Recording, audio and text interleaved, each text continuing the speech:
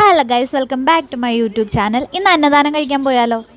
ഞാൻ അമ്മുൻ്റെ ഫ്രണ്ട്സിൻ്റെ ഗ്യാങ്ങിൻ്റെ കൂടെയാണ് ക്യൂ നിന്നത്. അതുകൊണ്ട് തന്നെ അത്യാവശ്യം അലമ്പൊക്കെ ഉള്ളൊരു വ്ളോഗാണിത്. നിങ്ങൾ സബ്സ്ക്രൈബ് ചെയ്യണം. ഫോൺ കൊണ്ടുവന്നിട്ടുണ്ടോ? ഇപ്പം തന്നെ സബ്സ്ക്രൈബ് ചെയ്യിപ്പിക്കും. അത് ഈ കാണുന്ന രണ്ടുപേരെൻ്റെ മെയിൻ സബ്സ്ക്രൈബേഴ്സാണ്. ഇവളെന്താ തോന്നിയാസോടി കാണിക്കണത്? ക്യൂ നിൽക്കുമ്പോൾ ഏതൊരു ചേച്ചിയുടെ ഷോളൊക്കെ എടുത്ത് തലയിലിടണം വെയിൽ കാരണം. ഭാഗ്യം കൊണ്ടാണ് ആ ചേച്ചി തല്ലാണ്ട് വിട്ടത്. ഇതേ കണ്ടില്ലേ, ഈ വിജനമായ ക്യൂവിലാണ് നമ്മളിപ്പോൾ നിൽക്കുന്നത്. അൾട്ടിമേറ്റ്ലി ഫുഡ് കിട്ടുമല്ലോ എന്ന് ഓർക്കുമ്പോൾ ഒരാശ്വാസം.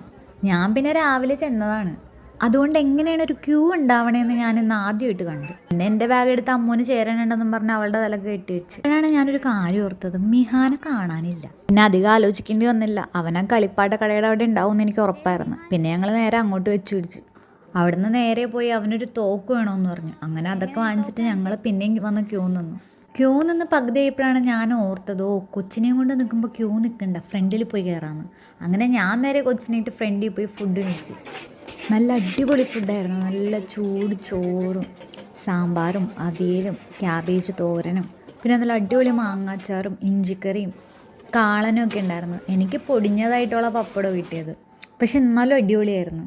പിന്നെ നമ്മുടെ പ്ലേറ്റ് കണ്ടാൽ തന്നെ അറിയാലോ നമ്മളെങ്ങനെ ഫുഡ് എൻജോയ് ചെയ്ത് കഴിച്ചെന്ന്. അടിപൊളിയായിരുന്നു.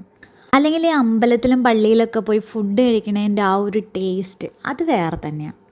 ഇന്നത്തെ വിശേഷങ്ങൾ അത്രേ ഉള്ളൂ ഗൈസ്. ബൈ.